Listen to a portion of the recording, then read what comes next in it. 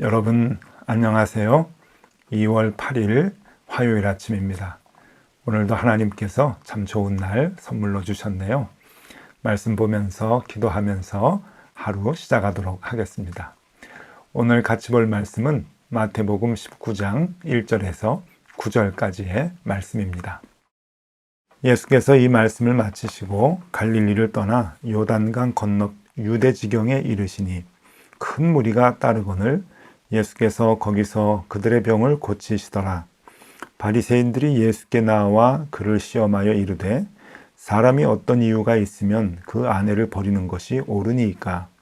예수께서 대답하여 이르시되 사람을 지으신 이가 본래 그들을 남자와 여자로 지으시고 말씀하시기를 그러므로 사람이 그 부모를 떠나서 아내에게 합하여 그 둘이 한 몸이 될지니라 하신 것을 읽지 못하였느냐?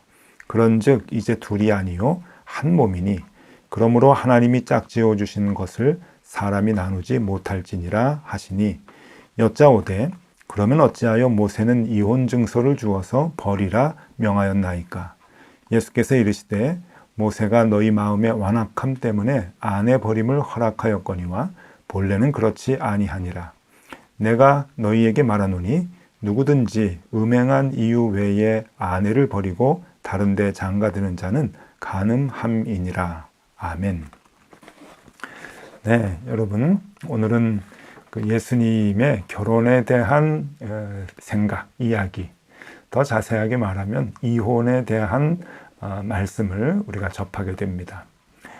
지금 예수님이 유대 지역으로 이제 넘어가게 되셨고 유대 지역에 가니까 이 바리새인들, 자기네 영역이죠. 바리새인들이 와가지고 잘 됐다. 그러면서 이제 예수님을 함정에 빠뜨리기 위해서 시험적인 질문을 합니다. 근데 시험적인 질문을 하는데 아주 못된 질문을 하죠. 결혼은 어떻게 생각하십니까? 라고 하는 것이 아니라 어떨 때 이혼을 해서 자기 아내를 이혼시키고 내보내느냐라고 하는 그런 질문을 합니다. 그것이 3절인데요. 여러분이 바리새인들의 못된 면을 한번 보시면 좋겠습니다. 바리새인들이 예수께 나와 그를 시험하여 이르되 사람이 어떤 이유가 있으면 그 아내를 버리는 것이 옳으니까? 아내를 버린다고 하는 생각으로 이제 질문을 합니다. 그러니까 접근 자체가 참 이렇게 나쁘죠. 자, 어쨌든 시험을 하기 위해서 이제 질문을 하는데 예수님께서 이 결혼과 이혼에 대한 이야기를 이제 해 주시고 계십니다.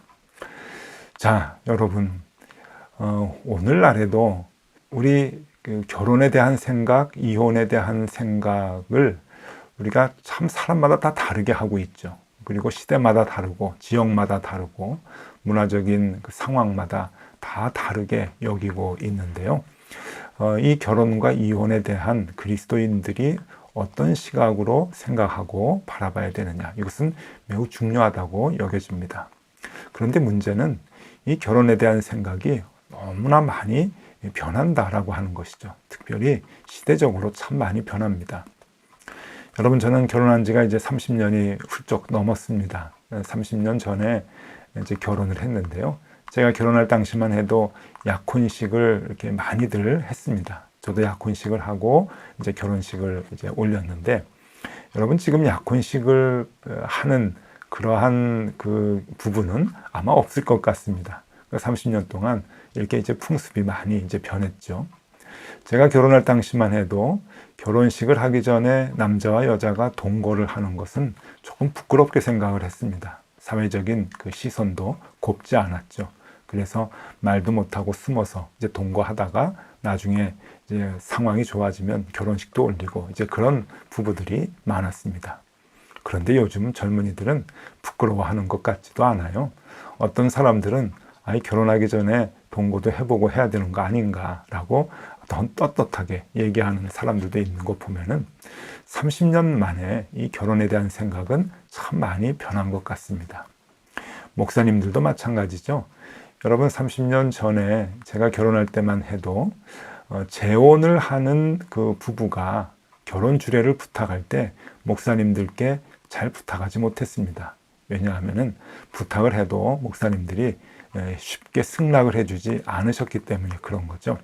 재혼 부부는 한번 이혼했던 부부들은 다시 재혼할 때 결혼 주례를 못한다. 그렇게 선언을 하신 목사님들도 꽤 많이 계셨습니다. 그런데 지금은 목사님들도 재혼에 대한 이제 결혼 주례를 꽤 많이 하시죠.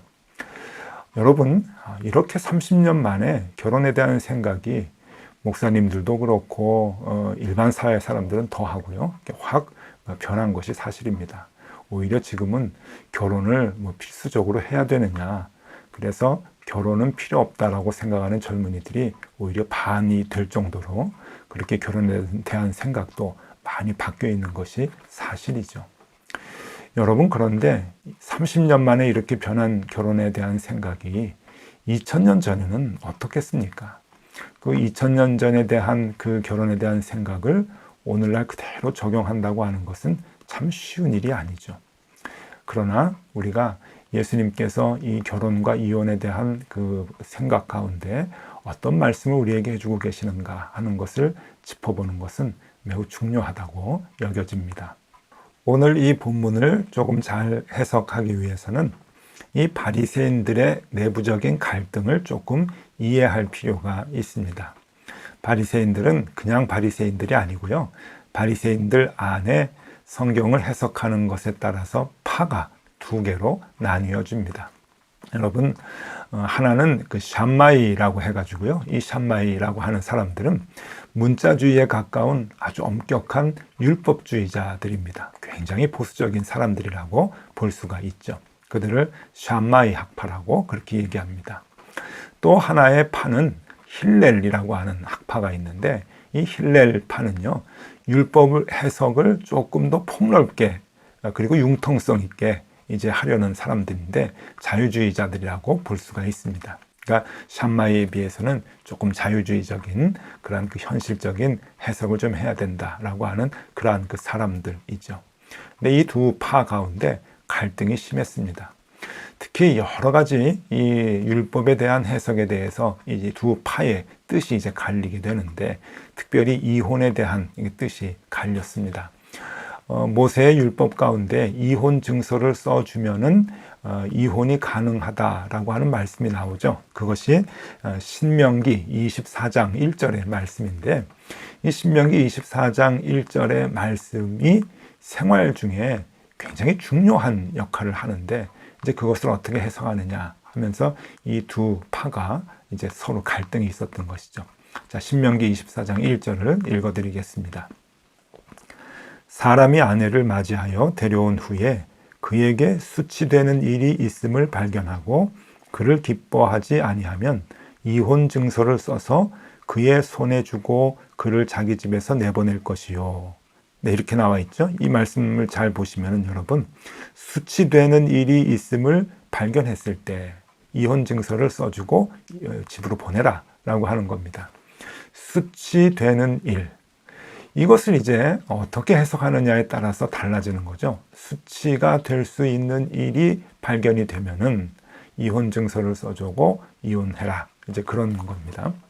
자, 여러분들 생각은 어떠세요? 어떤 정도까지가 수치스러운 일인가요? 자, 여기에 대해서 이제 샴마이와 힐렐 그리고 그 당시의 랍비들의 생각까지 조금씩 달랐습니다. 여러분 하나씩 좀 살펴보면요. 먼저 샴마이를 보겠습니다. 이 샴마이는 이 수치되는 일을 뭐라고 해석을 했는가 하면은 음행이라고 해석을 했습니다. 음행 외에 부정한 일. 그러니까 음행 외에는 이혼할 수 없다. 부정한 일을 저질렀을 때, 다른 남자에게 가서 부정한 행위를 했을 때, 그리고 결혼 전에 다른 남자와 부정한 행위들이 발견이 되었을 때, 발각되었을 때 그들은 이혼시켜야 된다라고 하는 그 부정한 일이라고 하는 음행이라고 하는 것으로 못을 박죠. 샴마이의 이제 해석입니다.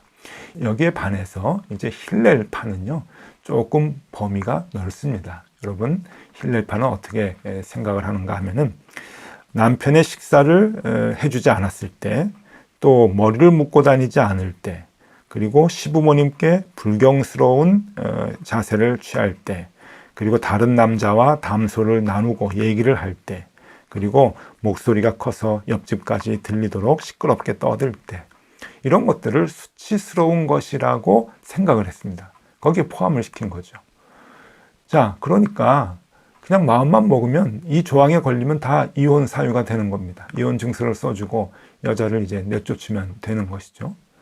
여러분, 이게 쉬운 문제가 아닙니다. 아주 그 당시의 사회에서 굉장히 심각한 문제였죠. 여러분, 옛날에 우리 조선시대에도 7거지악이라고 하는 게 있지 않습니까? 7가지의 그 악한 것에 이제 걸리게 되면은, 이제 아내를 이제 버려도 되는, 쫓아내도 되는 이제 그러한 내용인데요. 한번 보실까요? 7거지악. 지금 봐도 어이가 없는 내용들이 대부분인데요. 보십시오. 시부모님에게 불손한 경우, 자식을 낳지 못하는 경우, 음탕한 경우, 질투하는 경우, 나쁜 병이 있는 경우, 말이 많은 경우, 그리고 도둑질한 경우, 이럴 때 아내를 내쫓을 수 있다, 버릴 수 있다라고 하는 겁니다. 여러분이 7거지 악이 이 한자를 보면은 악으로 가는 7가지 걸음이라고 얘기했죠. 그러면 아내들이 이렇게 이제 이런 행위를 하면 악으로 가는 걸음이다라고 얘기를 하는데, 여러분, 저는 아무리 생각해도 이것을 정한 사회와 남자들이 악으로 가는 걸음걸이가 아닌가 하는 생각을 합니다. 참 나빴죠. 사회도 나쁘고 그 사회를 주도하고 있는 남자들이 아주 그 나쁜 생각을 했었습니다. 자, 이것과 마찬가지로 이 힐렐 학파도 비슷한 거죠. 이 7거지악 같은 그러한 그 기준을 잡아놓고 그것이 수치스러운 일이다라고 하는 해석을 하고 있는 겁니다. 그러니 그 당시에 얼마나 많은 사람들이 이 조항 때문에 아내들이 정말 힘없이, 그리고 아무런 조건 없이 집에서 쫓겨남을 당했는가 하는 것을 알 수가 있겠죠. 자, 또 하나가 있는데 그 당시에 랍비들입니다. 그 당시 랍비들은요, 한술 더 뜹니다. 랍비들은 뭐라고 얘기하는가 하면은 남편이 아내를 좋아하지 않는 것, 수치스러운 것은 남편이 아내를 좋아하지 않는 것, 여기에 이제 포함이 되는 거예요. 남편이 아내를 좋아하지 않는, 남편이 아내를 싫어하게 되면은 언제든지 이혼 증서를 써서 내보낼 수가 있다, 버릴 수 있다라고 하는 그러한 율법에 대한 해석이지요. 여러분, 율법에 대한 해석이 이렇듯 무섭습니다. 당시 예수님 계셨을 당시 이 바리새파 중에서 샴마이와 힐렐이 있었는데 힐렐이 더 세가 우세했습니다. 많은 그 바리새파들 중에 힐렐이 큰 이제 다수를 차지했죠. 영향력이 컸던 것입니다. 그러면 여러분, 어떻게 될까요? 그 사회가 결혼에 대한 계약을 굉장히 가볍게 여기는 사회가 되었고, 그리고 사소한 이유로 이혼을 당하는 여인들이 많아졌다고 하는 겁니다. 그렇게 정말 약한 여인들이 내쫓김을 당하고, 그리고 다시 이혼을 당해서 집으로 돌아가야 되는 그러한 상황에 내몰리게 되는 사람들이 많았다고 하는 거죠. 이러한 상황 가운데서 지금 바리새인들이 예수님을 시험하고자 하는 겁니다. 그 신명기 24장 1절에 수치스러운 일, 그것을 너는 어떻게 해석을 하느냐라고 하는 것을 지금 질문을 하고 있는 겁니다. 자, 예수님의 대답입니다. 예수님은 어떻게 이 함정, 이 시험의 질문에 대답하셨을까? 그것은 하나님께서 사람을 창조하셨을 때 그 창조의 원리를 얘기해 주고 있습니다. 하나님이 남자와 여자를 창조한 이유가 있다. 남자와 여자를 창조하고 결혼에 대한 원리가 무엇인가 하는 것을 우리에게 이미 가르쳐 줬는데, 그것으로 그 창조의 원리를 다시금 회복하고 되찾아라 라고 하는 말씀을 해주고 계십니다. 오늘 4절에서 6절까지의 말씀을 다시 한번 읽어드립니다. 예수님의 대답입니다.